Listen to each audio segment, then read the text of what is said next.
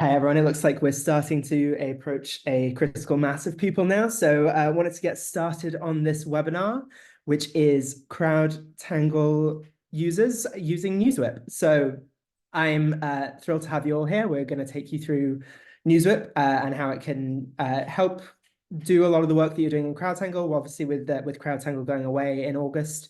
And with me, I'm thrilled to say that I have Sara Katritos, who is our in-house media expert. I'll give her a second to introduce herself, but she works directly with a lot of our media partners, and we're going to take some time today to go through some of the use cases for NewsWhip for CrowdTangle users. So Sara, if you'd like to say hi to the people.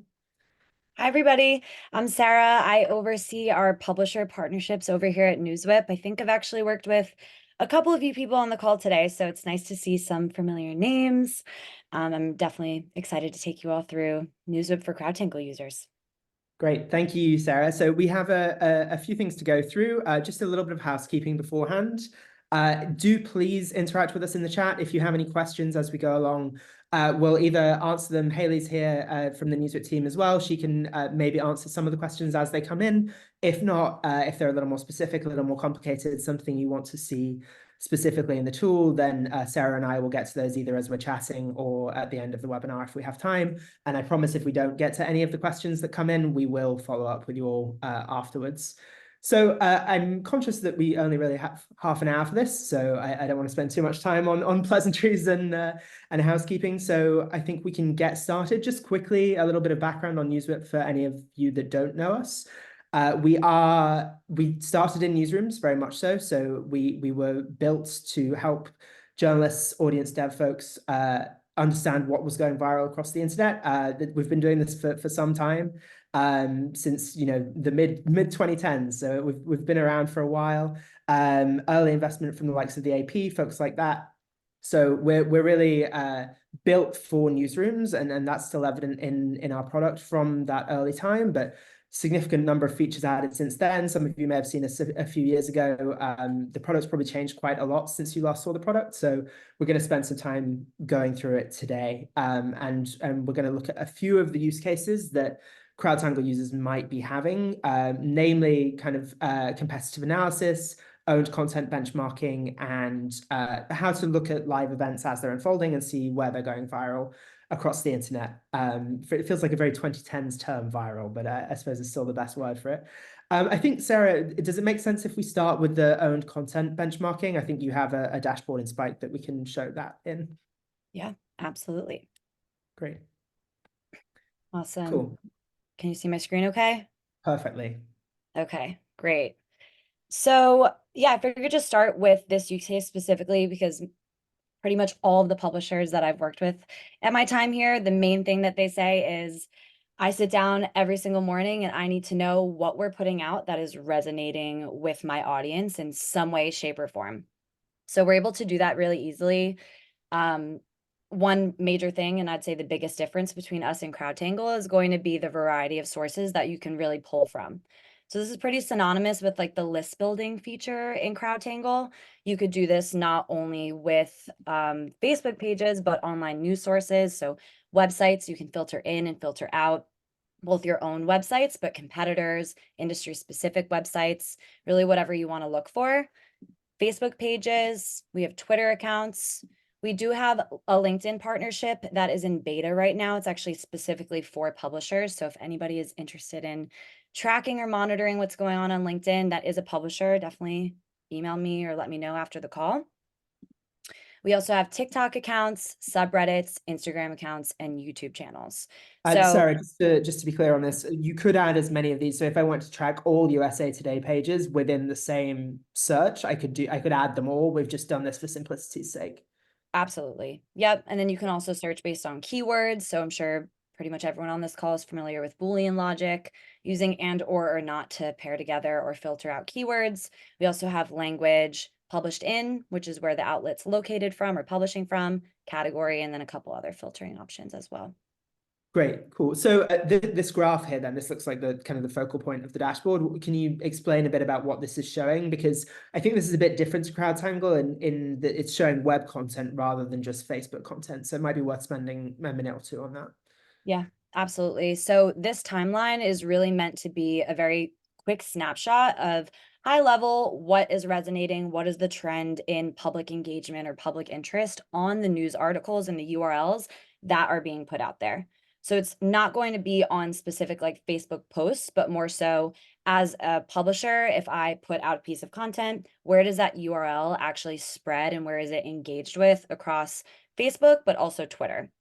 So the way that we quantify public interest is going to be the likes, shares, and comments on Facebook and the retweets and the likes on Twitter, again, on those URLs.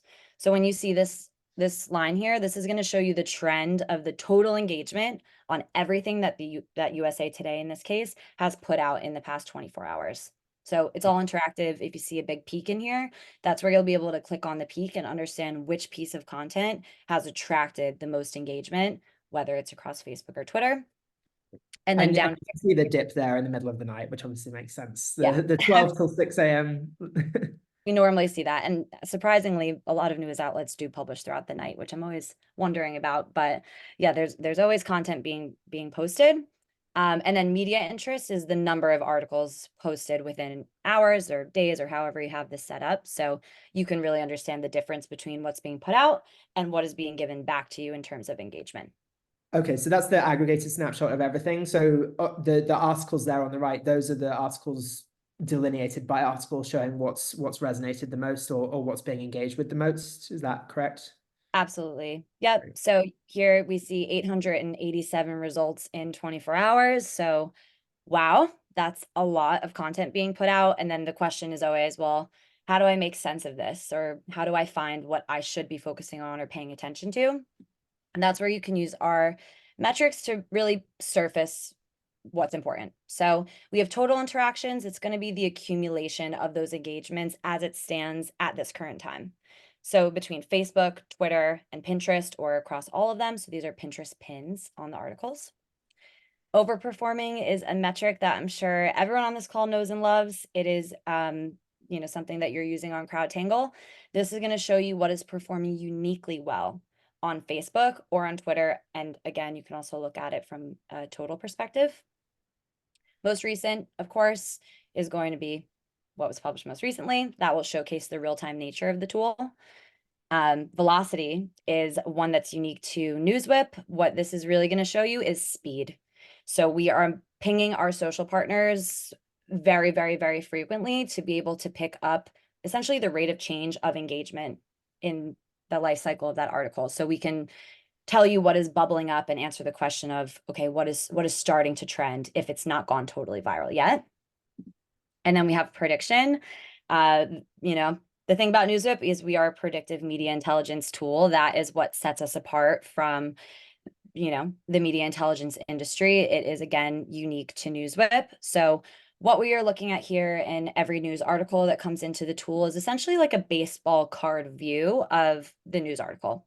So you'll get the headline, you'll get the summary, you'll get the current interaction data. So where does it stand now?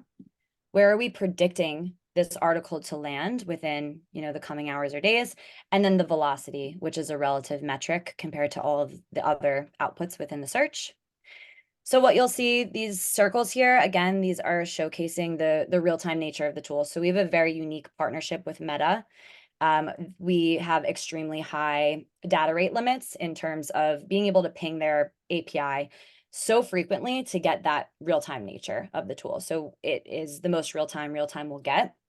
We're going to ping the platform every, few seconds and then kind of space that out as the story evolves and starts to live. And we'll get a really nice trend of interaction data from that.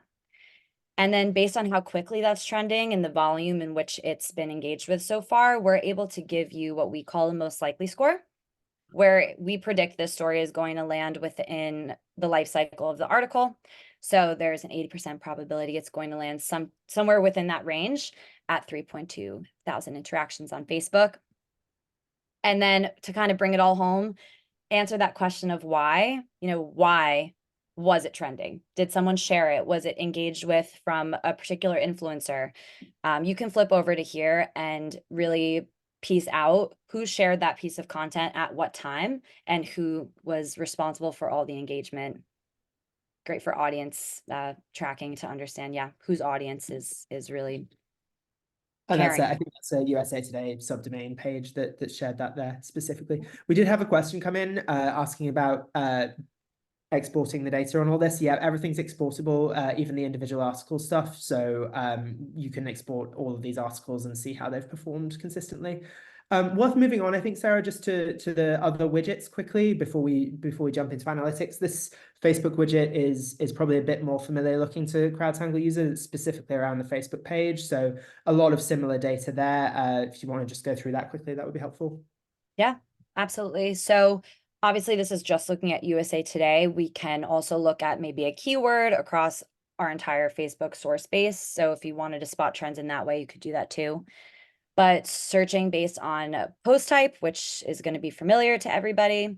We also have the reaction data, total interactions. So again, these are familiar metrics to everybody on this call.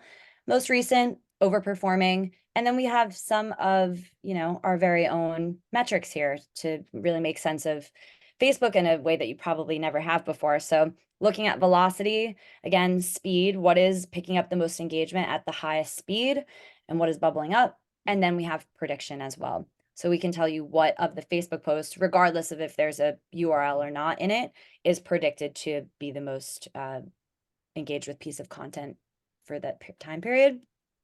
Within each one, you have the same baseball card type of view. So you can look at the post, how long ago it was posted, what it says. You can click into it. So all those links are live. And then you're able to look at the trends and the likes, the shares, the comments, the reaction data on that as well, and the prediction. Yeah, and again, all exportable. Each of these widgets is exportable. Let's just quickly look at the other widgets. I don't think we need to go into as much detail for those, but just to show that they are all available again with their native metrics. So whichever the native metrics are, that's how we'll do it. So on X, it'll be shares and likes. On TikTok, it'll be likes and total interactions, comments, and then same on Instagram, likes and comments, and then on YouTube, it's views related. Absolutely. And then we do have a couple of other widgets that we can put in here as well. So different ways to visualize the content, leaderboards, so top websites and authors, Reddit. We can look into that a little bit more later, but Yeah, I think those work better on the live issue look, I think. We do have, should note, we put Forbes and Business Insider in here as well, so we can also do a comparison. There are a couple of ways we can do a comparison. We're going to show you one in our analytics tool in a second, but you can do it directly within Spike for up to 5 competitors at a time, yeah. or five publishers of interest at a time, if you wish to. And there's also a reporting function that we launched last week that can give you a really quick, easy snapshot of how content is performing on whatever time period versus the previous same time period. So if you just click create report there, Sarah, we can show that. If you want to walk through this, that would be great. Yeah, absolutely.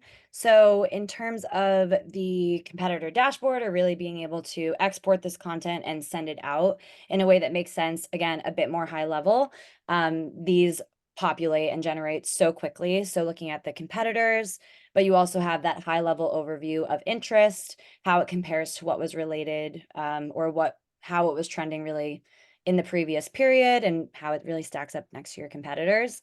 And then the best part is the insights do generate automatically as well in here. So I didn't even write these in, and they're just a really nice way, again, to really look at everything and understand and share.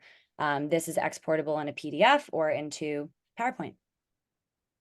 Great. Thanks, Sarah. We have a few questions coming in. I'm conscious of time, so we might have to come back to them at the end, but I just want to acknowledge that we have seen them, and we will get back to them if we can, and if not, we'll answer them over email. But so this was one way of benchmarking against competitors, Sarah. The other one is you can do it within NewsWhip Analytics, which is our long-term tool. Spike is our very real-time tool. This might look a bit more familiar to current CrowdTangle users. This is looking specifically at Facebook pages, and we've got the same Facebook pages here: USA Today, Insider, and Forbes. But there's a slight difference in the detail that you receive within analytics. So I'll let Sarah talk through that a little bit. Yep, absolutely. So you're able to do your dashboard creation a couple different ways within analytics. So it could be keyword based. So looking at our entire source base and understanding how keywords are trending and who are the top performers in terms of that. We have our Facebook page analysis. Again, that will look most familiar to most of you. You're able to benchmark many pages against each other at one time. And again, it's really just giving a high level type of overview, but it's all interactive. So what are the page likes between each of the competitors? What is the post count in terms of volume? And then we have the average interactions as well on the posts that were put out, and then the total interactions. So kind of breaking it down, you are able to look at the post type. So what is being published is picking up the most volume, but also the most engagement if you look at it compared to each other here. So this I always find really interesting. You can really tell the success of what you're doing compared to what your competitors are doing. So something interesting here, like Insider, 14% of what they've posted on Facebook was a video, but it has only made up about 6% of their total engagements on Facebook. So that's an interesting bit to note, maybe to kind of alter your strategy a bit based on what's working, what's not working, or maybe what's working for your competitors. The overtime comparison is amazing as well. So again, all interactive. This is a great example where on February 5th, Insider had a really large spike in engagement. You can actually click into that and understand what did they publish or what was posted that had contributed to that rush in interest. And it looks like it was something about Celine Dion that had picked up 19,000 engagements. Expand that out and you're going to get a whole lot of analytics again on the performance on Facebook. And then the post type, again, all exportable, especially in the analytics platform. Really great for list building or any kind of raw data type of exports. Great. And this is looking specifically at Facebook pages, right? So we have Facebook specific metrics like page likes and photos posted and things like that. Yep, absolutely. Yeah, page likes and then the trend in that. If you are looking at a broader time range, let's say a year in this case, you'll see the trend and increase and decrease in the page likes between you and your competitors. This is a smaller time range, so it looks a bit clunkier, but yeah, you get a really nice trend over a larger period of time.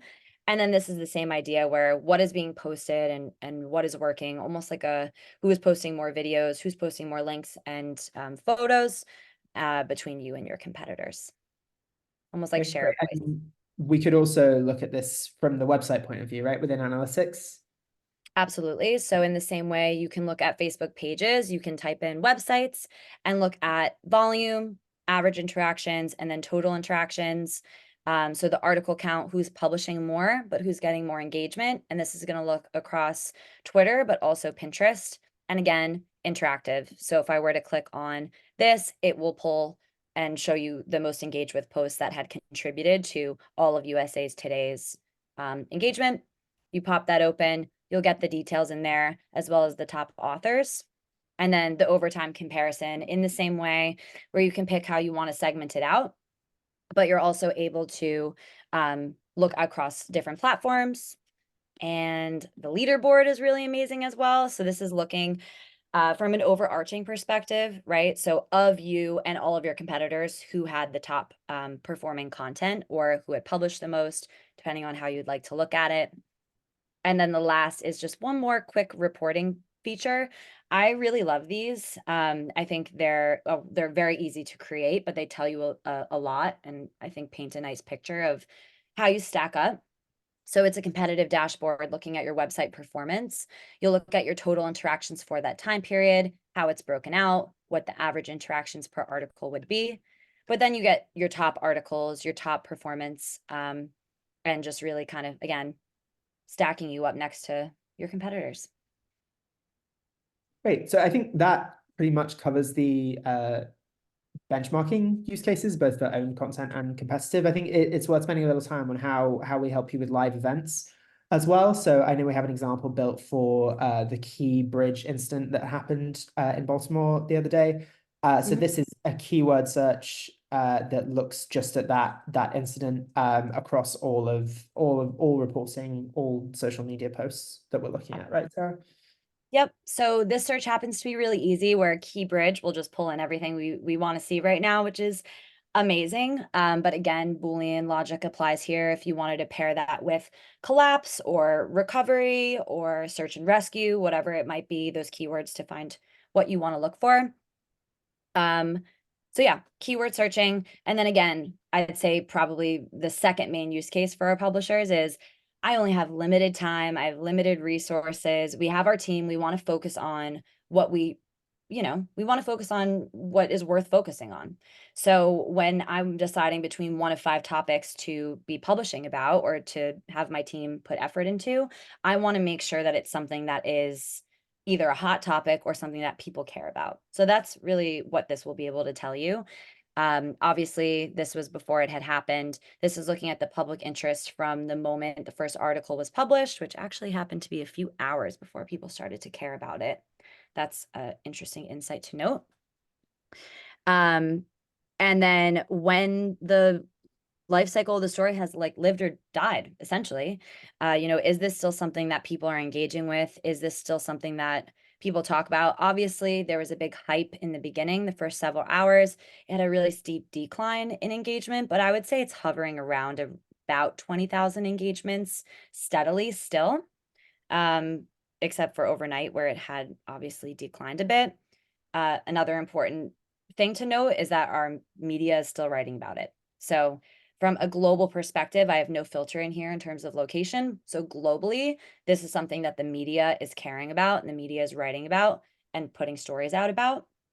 So you can do this for any live issue. Benchmarking is another great thing you could do here. So you can benchmark 4 live issues or 5 live issues against each other to see in real time, where is the public, really focusing their attention and where are they engaging. And again, this will bring in the top articles. It'll also bring in the top, tweets and Facebook posts and all that stuff that we talked about before. There are a couple of things worth mentioning. There's this top people word cloud. So that shows, where reporting mentions any of these people. These are the stories that have been most resonant. So, Westmore, Joe Biden, Pete Buttigieg are being mentioned in some pretty prevalent stories. And then you can see the top authors there as well. And we also have a top websites widget that I don't think we have added in, but we could see where the top reporting is coming from that's getting the most engagement on Facebook as well. So all of those things are available in platform. And then there are alerts possible on all of these as well, when things are predicted to hit a certain threshold. Absolutely. And again, engage, it's all interactive. So you see Westmore in huge letters here. You can click on that and understand maybe why that person is starting to trend or why people are interacting with articles around that person's name. That's, I think, good to leave there. I see we have a few questions, so I want to try and leave some time for those. As some of them are a little specific, so I might follow up with folks separately after that, but I'll try and answer the broader ones if I can, or Sarah can. Yeah. So in terms of what we track on Facebook, it's not groups, it's just Facebook pages, public Facebook pages. So we can't do groups at the moment, unfortunately, but we can any public facing Facebook page, we will track for you. There's a question about, is there a way to create a group of music artists or competitors that aren't just not just news pages? Yes, we can absolutely do that. Any public facing Facebook page, we're able to group together. You can put as many of them as you want in a single search. We only had one for the USA Today, but you can really do as many as you want if you were interested in any music artist or anyone else that's in the system, or any group of sports teams, whatever. As long as it's public facing, you can group as many as you would like to into one search. Pre-built lists, yes, we have a discover section. So we're always working to improve that. Some of that is around specific topics, some of it is around specific outlets and things. So yes, we do have some pre-built lists, but we're always working to improve those. So we'll always take feedback on those as well. Specific list of Facebook pages. Alerts for Instagram posts, not at the moment. Alerts are for web, Facebook, and Twitter at the moment. And then I think another couple of questions. Sorry, I'm just scanning through. There's one about an overperforming metric. I think that's maybe a little technical. We'll get into that over email. So if you wouldn't mind sending an email to follow up with us on that. Groups we already answered. I think that's everything. I think worth talking, Sarah, about we've put together a bit of a special package for CrowdTangle users to try and ease the transition. So we are doing a promotion around this. If anybody's interested, they can follow up with you directly. Do you want to give some information about where they can do that? Yeah, absolutely. My email, you could just email me. The packages are customized, but it's about up to 50% off for people that are moving over from CrowdTangle to NewsWhip. We essentially will take you through a demo. We will meet with you and understand your needs, understand where we'll be able to help and kind of fit in and build onto your current strategy. And then we'll work with you to get a package that makes sense. So I could put my email into the chat here so that if anyone has any questions, wants to book a demo, just wants to say hello, you are more than welcome to shoot me an email. Great. Thanks for that. It looks like we're about up on time.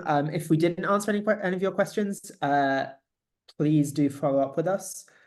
Sarah set her email there. I think we also have a specific email for this, which is ct@newswhip.com. So you can follow up there as well if that's easier. But yeah, thank you, Sarah, for taking us through all that. Thank you, everyone, for coming along. We really appreciate your time.